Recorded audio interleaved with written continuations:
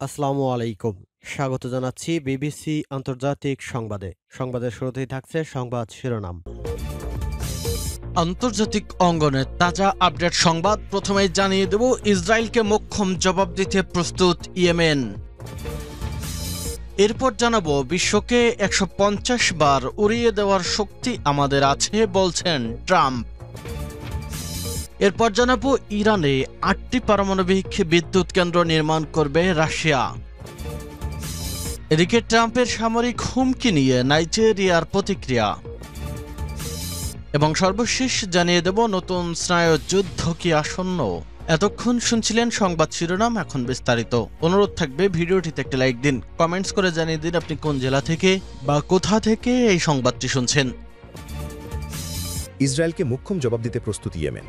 Yemeni সশস্ত্র গোষ্ঠী হুতি আনসারুল্লাহর রাজনৈতিক ব্যুরোর সদস্য মোহাম্মদ আল ফারাহ বলেছেন, ইয়েমেন ইসরায়েলকে জবাব দেওয়ার জন্য সম্পূর্ণভাবে প্রস্তুত। আল ফারাহ সামাজিক যোগাযোগ মাধ্যম এক্সে বলেন, ইয়েমেন প্রতিক্রিয়া জানাতে সম্পূর্ণভাবে প্রস্তুত। এটি কোনো প্রচারণা বা সংবাদপত্রের রটনা নয়, বরং বাস্তব পদক্ষেপ নিয়ে, যা প্রতিটি শত্রুভাবাপন্ন পদক্ষেপকে রাজনৈতিক, অর্থনৈতিক ও কৌশলগত মূল্যবোধে রূপান্তর করবে, ইহুদিবাদী সত্তার উপর চাপ সৃষ্টি করবে এবং জায়নিস্ট যুদ্ধ অপরাধীদের ইতিহাস ও ভবিষ্যৎ বিনষ্ট করবে। তিনি আরও বলেন, আনসারুল্লাহ স্বীকার করে যে জায়নিস্টদের লক্ষ্য একটি একক আঞ্চলিক কেন্দ্র প্রতিষ্ঠা করা এবং যে কোনো প্রতিপক্ষকে বাধ্য করা। ইয়েমেন কোনো অপরাধীর হুমকি দেয় না, বরং ঘোষণা করে যে কোনো আগ্রাসনকে ভারী মূল্য দিতে তারা প্রস্তুত। ফিলিস্তিনের অবরুদ্ধ গাজায় যুদ্ধ শুরুর পর থেকে লোহিত সাগরে চলাচল করা ইসরায়েল ও তাদের সঙ্গে সংশ্লিষ্ট জাহাজগুলোতে হামলা চালিয়ে আসছে ইয়েমেনি সশস্ত্র গোষ্ঠীটি। বিশ্বকে ১৫০ বার উড়িয়ে দেওয়ার শক্তি আমাদের আছে, বললেন ট্রাম্প। আমেরিকার পারমাণবিক অস্ত্রে এত শক্তি আছে যে বিশ্বকে ১৫০ বার উড়িয়ে দেওয়া সম্ভব। রোববার যুক্তরাষ্ট্রের প্রেসিডেন্ট ডোনাল্ড ট্রাম্প সিএবিএস নিউজকে দেওয়া এক সাক্ষাৎকারে কথা বলেছেন। ট্রাম্প আরও দাবি করেছেন, রাশিয়া ও চীন গোপনে পারমাণবিক পরীক্ষা চালাচ্ছে, যদিও তারা তা প্রকাশ্যে স্বীকার করছে না। তিনি বলেন, আমাদের পর্যাপ্ত পারমাণবিক অস্ত্র আছে, রাশিয়ারও অনেক আছে, আর চীনও দ্রুত এগোচ্ছে। সাক্ষাৎকারে উপস্থাপিকা নোরা ওডানেল বলেছেন, বর্তমানে কেবল উত্তর কোরিয়াই পারমাণবিক পরীক্ষা করছে।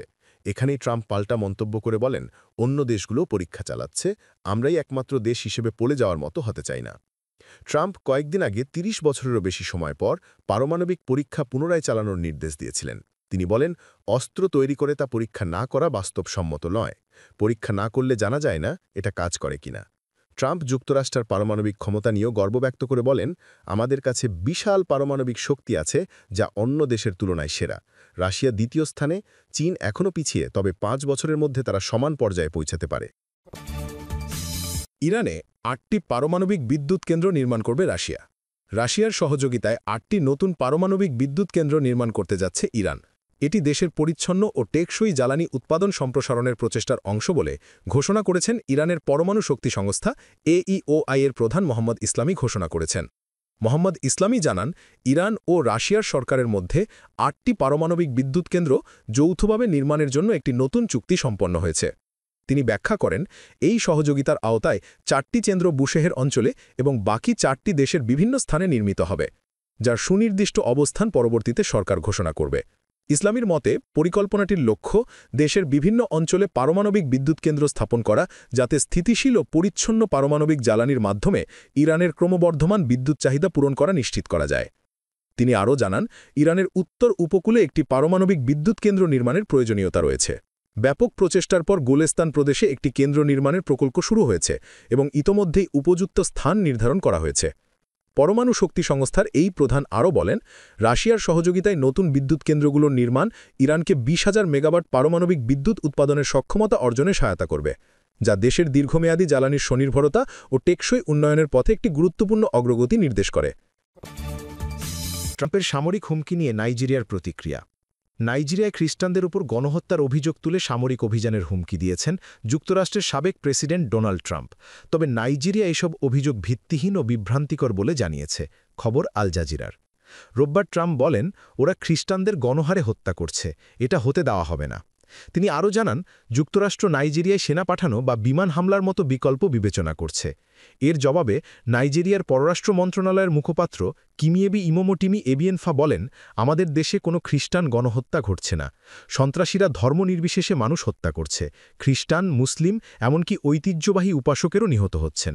তিনি আরও জানান, নাইজেরিয়া সন্ত্রাসবিরোধী লড়াইয়ে যুক্তরাষ্ট্রসহ আন্তর্জাতিক অংশীদারদের সহায়তা চায়, তবে কোনোভাবেই সার্বভৌমত্ব ক্ষুণ্ণ হবে না। নাইজেরিয়া সরকার স্পষ্ট করে বলেছে, এসব হত্যাকাণ্ড সরকারি অনুমোদনে হচ্ছে না, বরং দায়ী বোকো হারাম, আল কায়দা ও আইএস সম্পর্কিত জঙ্গি গোষ্ঠীগুলো, যারা 1 দশকেরও বেশি সময় ধরে দেশজুড়ে হামলা চালাচ্ছে। দেশটির প্রেসিডেন্ট বোলা টিনুবু ট্রাম্পের অভিযোগ প্রত্যাখ্যান করে বলেন, নাইজেরিয়া ধর্মীয় সহনশীলতার দেশ।